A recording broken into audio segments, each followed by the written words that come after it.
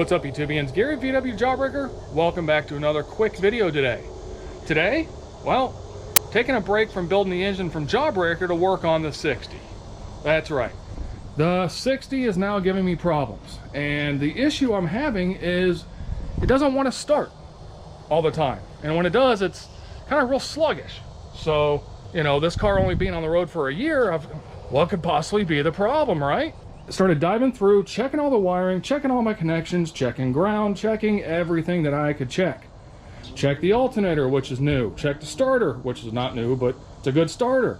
Everything seemed fine.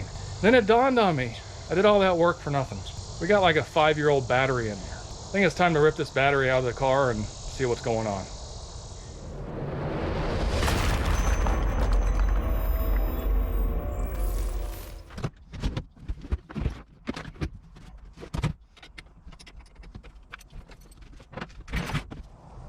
Well, that was nice and easy, but here we go. We have an Optima red top.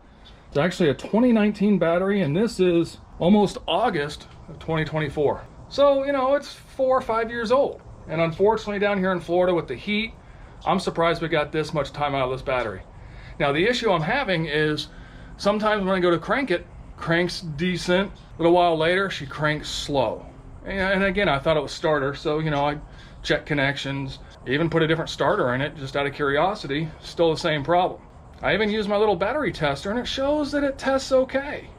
So I got my little battery tester. We'll go ahead and clip it on there. As you see, the terminals are even clean. It's a little battery analyzer, 12.4 volts. It's a regular, it's out of the vehicle, top post. This is a regular, it's not an AGM. Let's go ahead and put our cranking amps in there of 800 cold cranking amps. Hit test. Well, you guys cannot see that. It actually tests really well, but last time I tested this, it tested state of health was only 70%.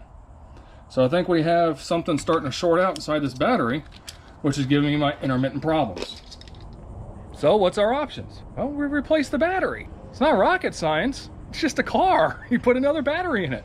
But man, have you seen the prices of batteries lately?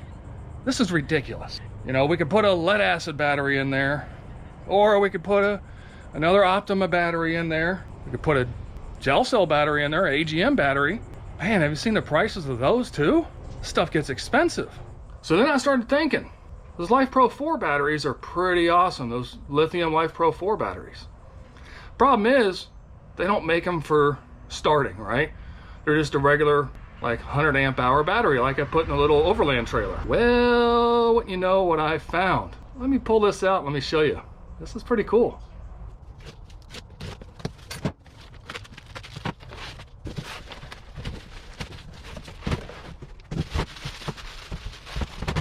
Yeah, you're seeing that right. This is a Life Pro 4 battery, dual purpose. This is a deep cycle and start battery. Lithium ion phosphate battery. Positives on the same side, negatives on the same side. They're about the same height, just a tick taller. And here's the cool thing. You've got studs to put in for battery terminals, or you can just run bolts in there, clamp it down like you would your boat battery.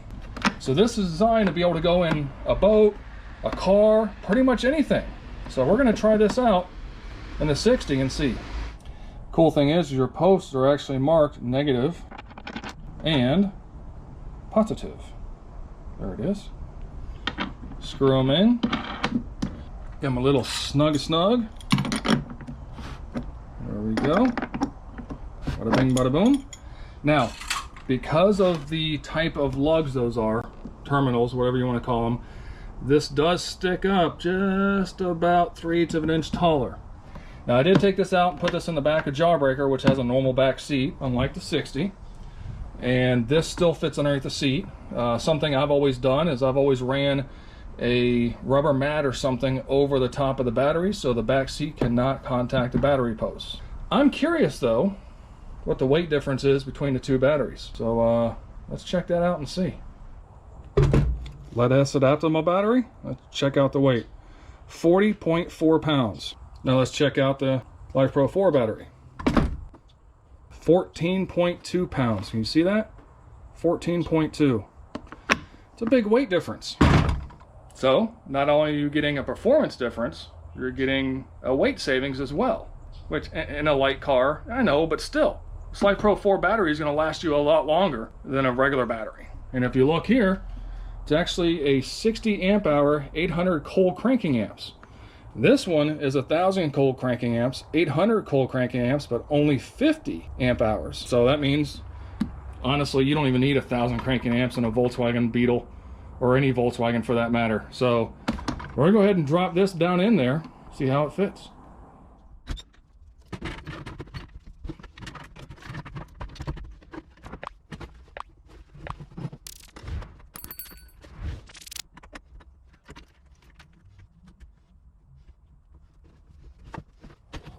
Battery's in. Let's do a cold start, see how she cranks.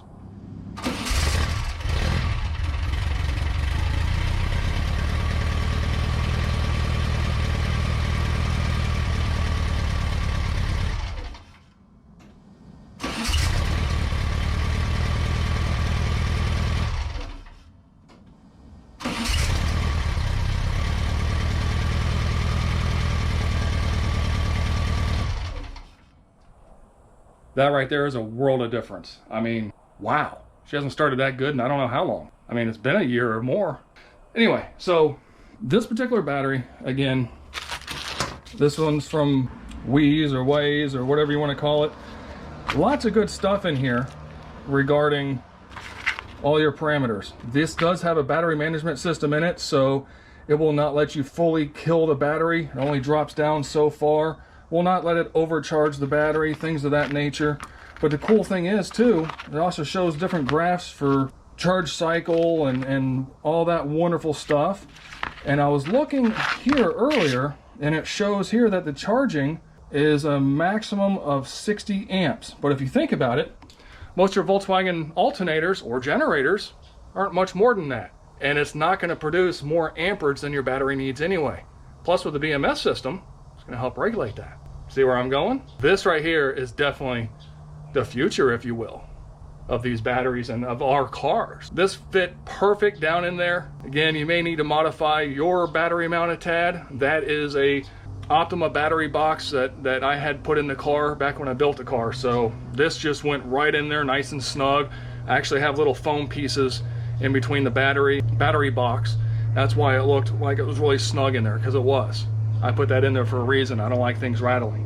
So we'll go over this, see how things go, give you guys an update down the road. But I definitely want to thank them for sending this battery out.